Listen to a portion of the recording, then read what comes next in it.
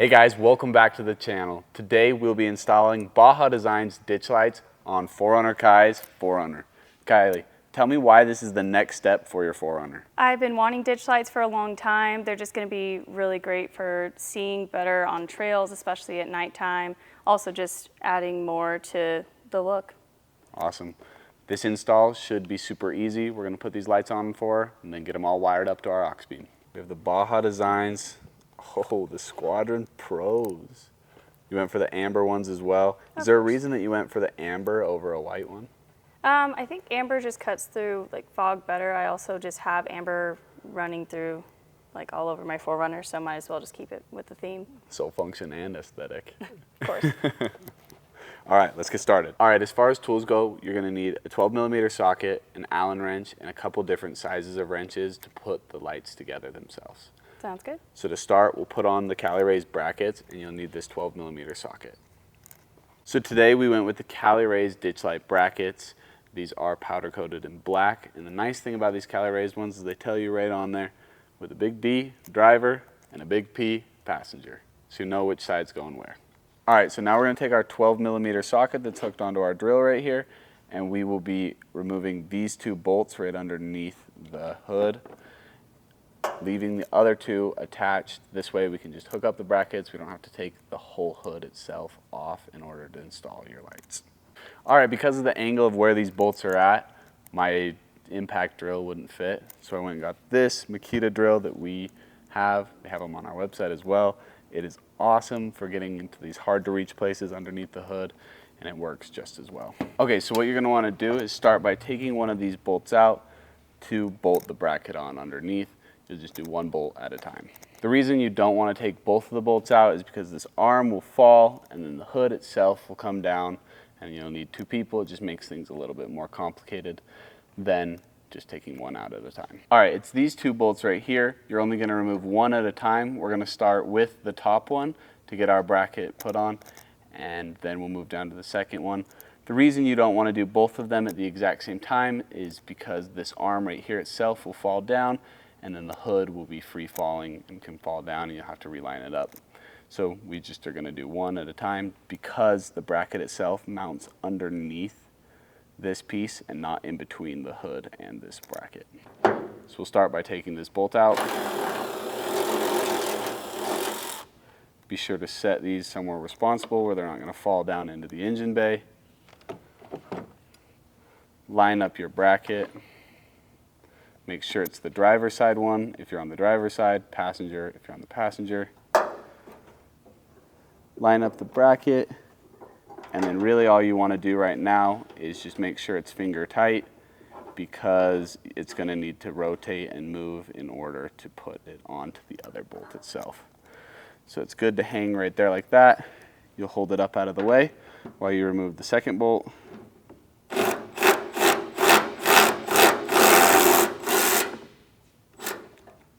Place that in a good spot. Slide your bracket over. Because you left this one a little loose, you can move and rotate this just a little bit just to make sure it's in the position that you want it to be in. And then slide your bolt back in using your hands until it is in. Okay, so after that's done, you'll just slide this in, finger tight. Okay, so then after you get those finger tight, make sure that the bracket is where you want it to be up here on the car, and then you'll go back underneath and tighten down those first bolts. Perfect.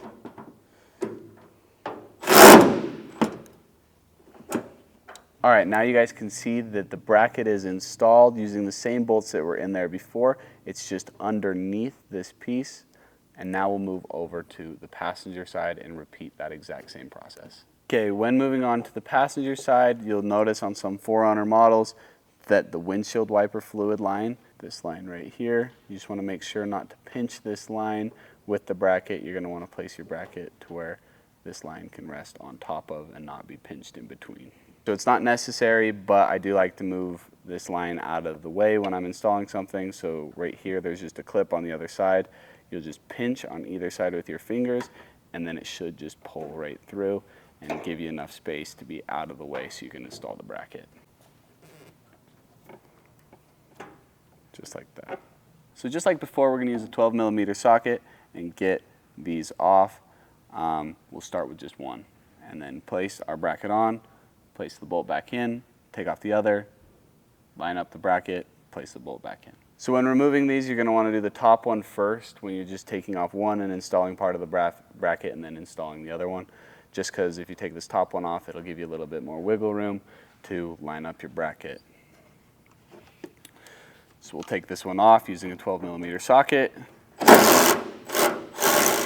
So, place that bolt somewhere responsible so you don't lose it in your engine bay. And then you're going to place your bracket.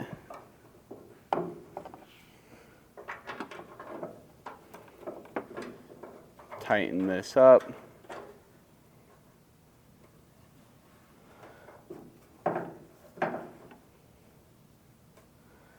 And then go ahead and remove your bottom one.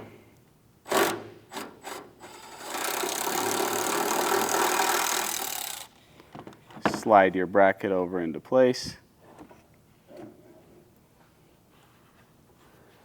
And then with your hand, screw back in the bolt.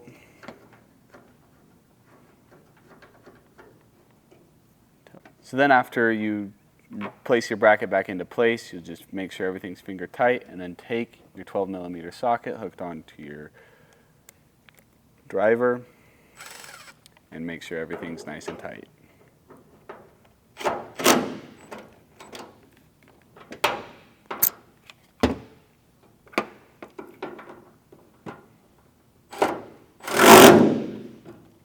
Beautiful. And then you'll go ahead and take your line that you removed right here and just place it right back in the same hole that it was in, and it should click right up into place. All right, guys, so we already have one of our ditch lights put together, and I'm going to show you on our other side how to do it. All right, so for this part of just assembling the light itself before it goes on the vehicle, you're just going to need an Allen wrench. But the first thing I do is take the bracket. You're going to take your big bolt with one of your washers, place it up to the bolt head, slide it through the bracket, put the other washer on the other side, and then just go ahead and put the nut itself on finger tight.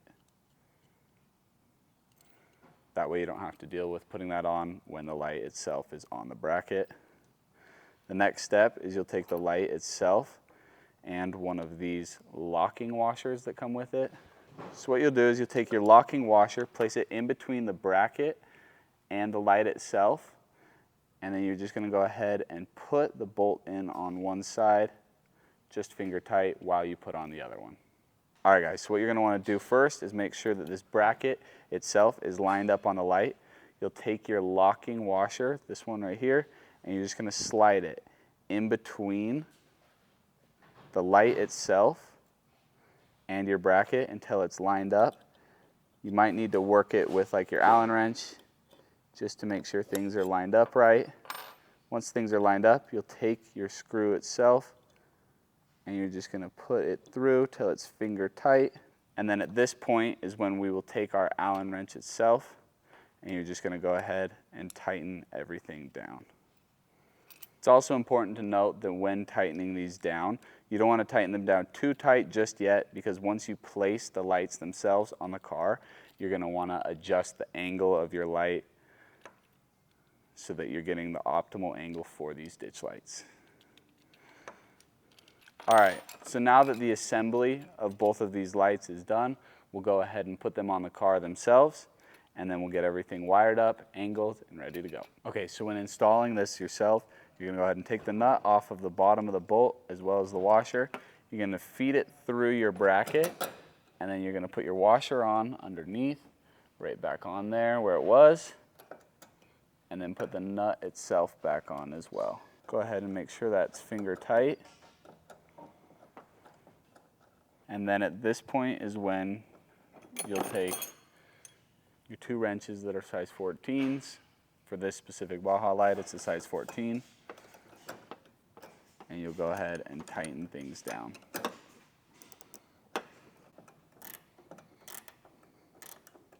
So once you have the bolt itself underneath tightened down all the way, next you'll take your Allen wrench and make sure that the head right here is tightened, and that way you can fix in your angle. So we'll grab our Allen wrench really quick.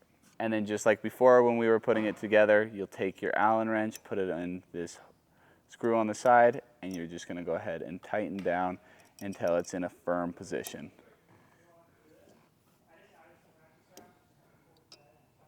And just like that, your ditch lights are installed. And so now we're gonna repeat that exact same process on the driver's side. Okay, so now let's go ahead and wire our ditch lights to our Auxbeam. Wow.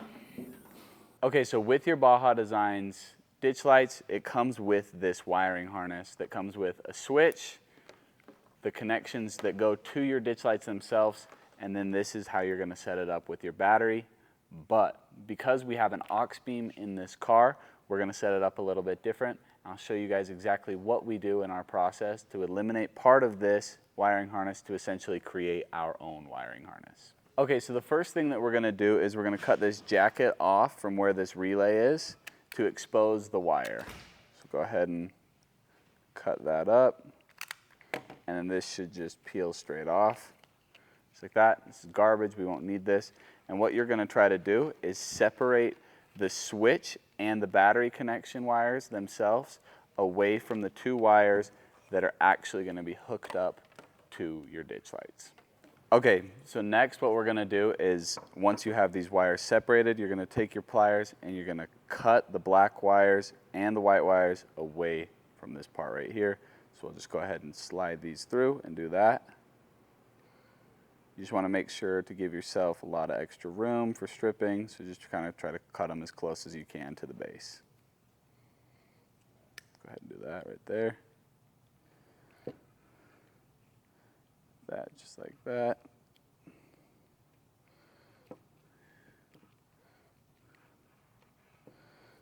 Get both the black wires now. Just one like that and like that. Okay, so now that we've eliminated all of this, we can go ahead and sit all of this stuff aside. And it leaves you with both strands of these lights for your wiring harness. So now our next objective is going to be to combine these so that they can work on one Auxbeam. So what we'll do is we'll go ahead and start by just kind of pulling the jacket down, or you might even need to cut it back a little bit, just so you can get enough room to strip these wires properly. Oh, that didn't cut it.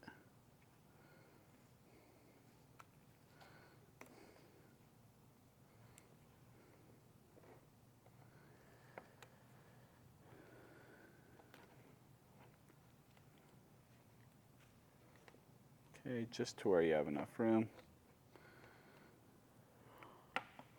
We'll then take our pliers and strip the wire based on the gauge of the wire.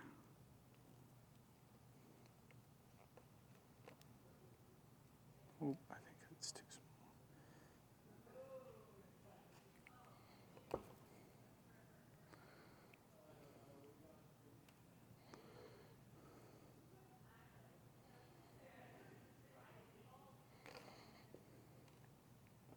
And repeat that on the other one, getting all the wiring.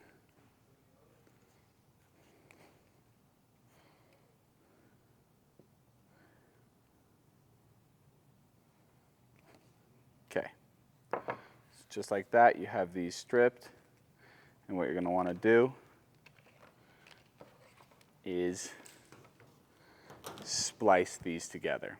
So the idea is you're going to be splicing the black wire with the black wire, the white wire with the white wire. Your black wire is your grounding wire, and your white wire is the power. So to do that, you just kind of want to put them together, make sure that they're twisted all nice together. And then we have some pretty nice stuff to make sure these stay spliced together. But you can get anything like this at an AutoZone, and all it does is slide right over the top, just like that. And then you'll take this little tool, it also slides over, crimps everything perfectly into place. Okay, so now that we've got these all crimped and ready to go, we're gonna install them on our Auxbeam themselves. So what we're gonna do first is we're gonna take our wires and we're gonna hook it up to the first 10 amp here on our Auxbeam, and then we're gonna run our wires. We're gonna use this tube underneath here to run our wire all the way across to get our passenger side ditch light, and then we will tuck up the access from the other side of the wiring harness on our driver's side and attach it to the sidewall back here. So let's show you how to do it. Okay, so what we're gonna do is we're gonna start by undoing these screws right in here. They don't come all the way out, they just loosen up enough so that you can get the wires in there, just like that. Do the same thing on the positive side.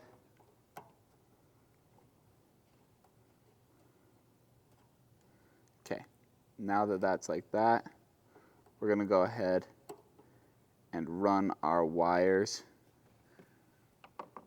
up and underneath this channel right here, making sure that we run our negative to the negative and our positive to the positive on the correct spot. So we'll start with our negative, which is black. Just slide that in there to where it's nice and secure. And then you'll take your screwdriver and go ahead and tighten that down into place.